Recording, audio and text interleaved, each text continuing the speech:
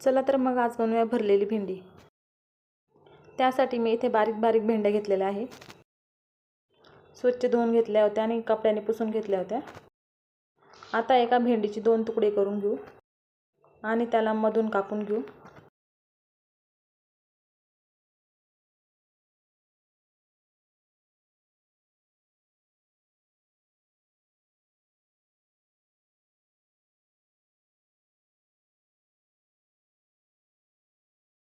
सगळ्या भेंड्या कापून घ्यायच्या आहेत।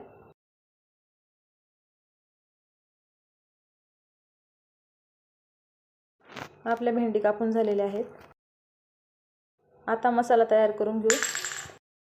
त्यासाठी बारीक केलेले शेंगदाणे, बारीक केलेलं खोबरं, हळद, लाल मिरची पावडर, एव्हरेस्टचा मटन मसाला, काळा मसाला, जिरे, आलं लसूण पेस्ट, चवीपुरतं मीठ, पळीभर गोड तेल आणि बारीक चिरलेली कोथिंबीर टाकून व्यवस्थित मिक्स करून घेऊ।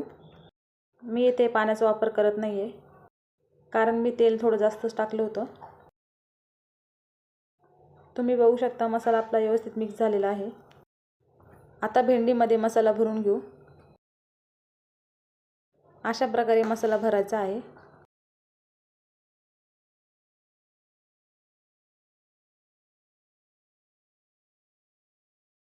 आता सगळ्या भेंड्यांमध्ये मसाला भरून घेऊ।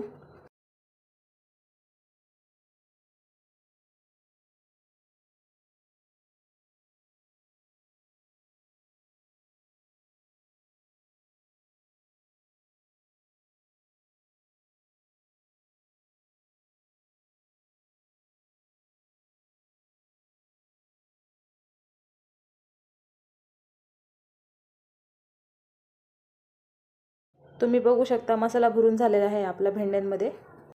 त्यानंतर कढईत तेल टाकून घेऊ। त्यात हळद, लाल मिरची पावडर, मसाला परतल्यानंतर भरलेले भेंडे टाकून घेऊ। भेंड्या टाकून झाल्यानंतर उरलेला मसाला सुद्धा टाकून घेऊ आणि व्यवस्थित एकजीव करून घेऊ।